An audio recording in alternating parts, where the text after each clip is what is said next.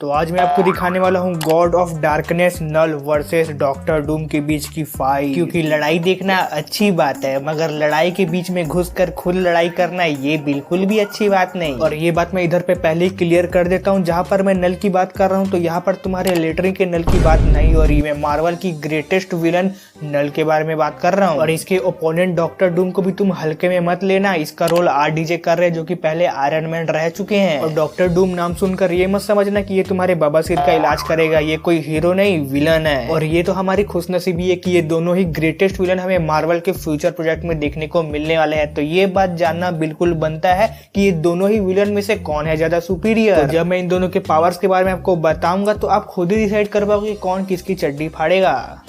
तो सबसे पहले बात करते हैं नल के बारे में, जिसे God of darkness, creator of symbiote भी कहा जाता है। तो नल तब से एग्जिस्ट करता है जब से तुम्हारे पूर्वज भी एग्जिस्ट नहीं करते थे। बिग बैंग से पहले पूरे यूनिवर्स में सिर्फ डार्कनेस ही हुआ करता था और वहां पर रहता था नल। और एक दिन सेलेस्टियल आते हैं एंड वो बोलते हैं, अरे भाई इधर पे इतना अंधेरा कि वह थोड़ी लाइट जलाओ। अब सोचो कि कोई अनजान इंसान तुम्हारे घर में आके तुम्हारे बिस्तर में हिलाया तो तुम्हें क्या अच्छा लगेगा? नहीं।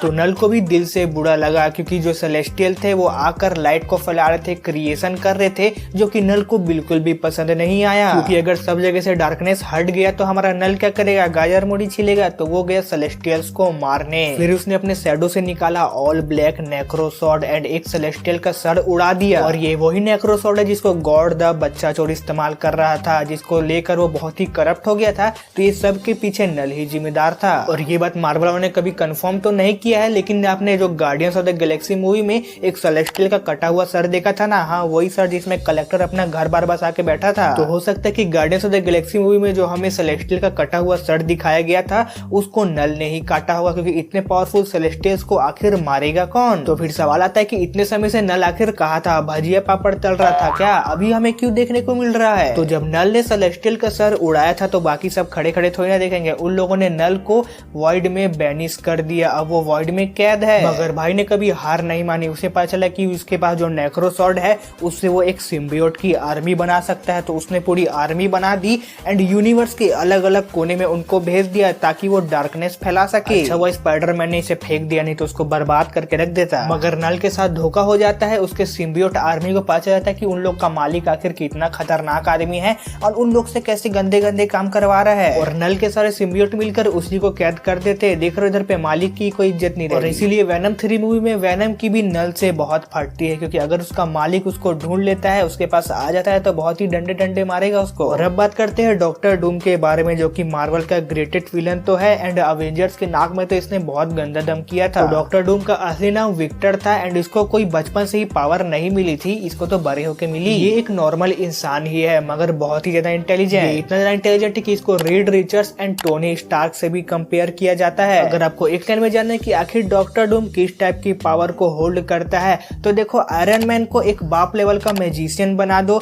उसको हीरो से विलन बना दो, तो आपको देखने को मिलेगा डॉक्टर डूम। भाई मुंह की बात छीन ली।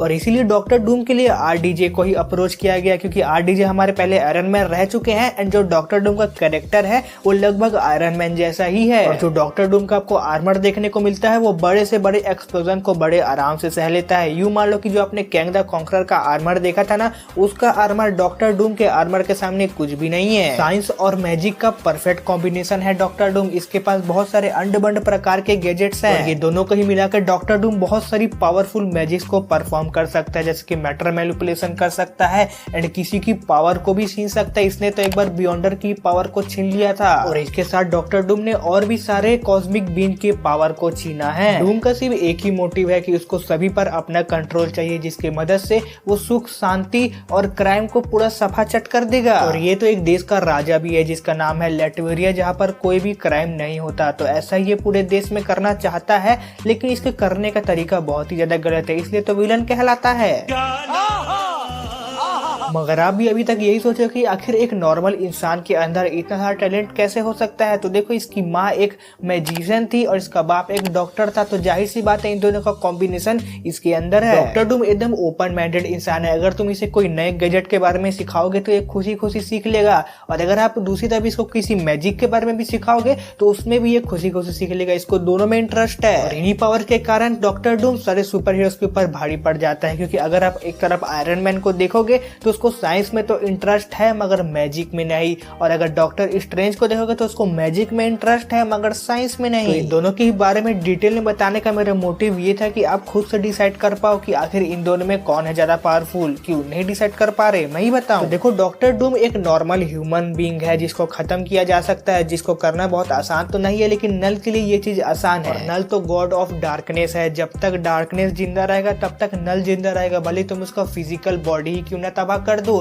तो अगर देखा जाए, अगर बात जान पर आती है तो नल आराम से जीत जाएगा, और अगर हराने की भी बात हुई तो उसमें भी ज्यादातर नल ही बाजी मारेगा, क्योंकि वो एक कॉस्मिक बीन है, उसके पास बहुत ज्यादा ड्यूरेबिलिटी हीलिंग फैक्टर है। लेकिन अगर सिर्फ बात हो कॉम्बैट स्किल इस्तेमाल करके लड़ने की, तो इसमें कई हद तक डॉक्टर डूम नल को हरा सकता है, लेकिन उसके लिए भी उसको बहुत ही स्ट्रगल करना पड़ेगा। और अगर डॉक्टर डूम को पता है कि आखिर उसका फाइट किस लेवल बीइंग से होने वाला है और उसको थोड़ा बहुत टाइम दिया जाए तो वो कुछ ना कुछ कर सकता है, क्योंकि वो बहुत ही ज्यादा इंटेलिजेंट है। लेकिन अगर इन दोनों की फाइट अचानक से होती है तो बहुत ही कम चांसेस है कि डॉक्टर डूम नल के सामने टिक पाए। नल इतना ज्यादा पावरफुल है कि सेंट्री को 20 से उसने फाड़ दिया था। वो जो सेंट्री है वो कोई आटू झाटू कैरेक्टर नहीं है, मार्वल का बहुत ही ज्यादा पावरफुल कैरेक्टर है। यूं मान लो कि ये मार्वल का सुपरमैन है, क्योंकि इसकी पावर लगभग सुपरमैन के लेवल की है। और अगर आपको सुपरमैन और सेंट्री के बीच में फाइट देखना है तो इसके ऊपर भी मैंने ऑलरेडी एक वीडियो बना दी है, एंड स्क्रीन पर आपको शो होगी, तब जाना उधर पे। सेंट्री इतना ज्यादा पावरफुल कैरेक्टर है कि उसने मार्वल के आधा से ज्यादा सुपर हीरोज को हरा चुका है। उसने वर्ल्ड ब्रेकर हल्क को भी शांत किया है। हाँ भाई, तुमने बिल्कुल सही सुना, वर्ल्ड ब्रेकर हल्क, जो कि हल्क का एकदम बीस्ट फॉर्म है। तो इतने पावरफुल कैरेक्टर को नल सिर्फ 20 से फाड़ दे रहा है, तो तुम समझ जाओ कि जो नल है वो आखिर कितना ही ज्यादा पावरफुल है। अगर डॉक्टर डूम को नल की कोई भी कमजोरी नहीं मिलती है तो उसके लिए लगभग नामुमकिन जैसा ही काम है नल को हराना, क्योंकि नल की ड्यूरेबिलिटी बहुत ही ज्यादा स्ट्रांग है, और अगर उसने किसी तरीके से उसको घायल कर भी दिया तो वो बहुत ही जल्दी रीजनरेट हो जाएगा। तुमने वेनम मूवी देखी होगी जिसमें एडी ब्रॉक बहुत बुरी तरीके से घायल हो जाता है, उसके अंचर पंचर ढीले हो जाते हैं, लेकिन जब वेनम उसके बॉडी पर कब्जा करता है तो सेकंड में उसके बॉडी को हील कर देता है। तो सोचो, जब नौकर ही इतने ज्यादा पावरफुल है तो मालिक अपने बॉडी को कितने जल्दी रीजनरेट कर पाएगा। मगर एक बात है, मुझे डॉक्टर डूम के ऊपर भरोसा है कि मार्वल में जब भी वो आएगा तो उसे कैरेक्टर को अच्छे से दिखाया जाएगा, क्योंकि उसको रूसो ब्रदर्स डायरेक्ट कर रहे हैं, एंड रूसो ब्रदर्स ने ही एंड गेम और इन्फिनिटी वॉर जैसे हमें मूवी दी है, तो हमें उन पर विश्वास है। और वही दूसरी तरफ नल के बारे में बात करें तो उसको हैंडल करने वाला है सोनी, और सोनी के ऊपर हमें उतना ही भरोसा है जितना अपने दोस्त के ऊपर। और इधर पे उसको हराने के लिए कौन है? वेनम, क्रेवेन द हंटर, मोरवियस और मैडम वेब। मैडम वेब का बात अलग है, अगर उसको देखकर उसका दिल पिघल जाए तो। और अगर आपको वीडियो थोड़ा सा भी पसंद आया है तो वीडियो को लाइक एंड चैनल को सब्सक्राइब मार दोगे तो मुझे लगेगा कि मैंने जितना मेहनत किया है वो सफल हो गया। तब तक के लिए एंड स्क्रीन पर 2 वीडियो आ रही होगी, उसमें से कोई एक को देखने है तो देख सकते हो, एंड इसमें सेंट्री वर्सेस सुपरमैन वाला वीडियो भी है, अगर चाहो तो देख सकते हो उसको। तब तक के लिए अपने और अपने परिवार का ध्यान रखिए और देखते रहिए ES2 मूवीज।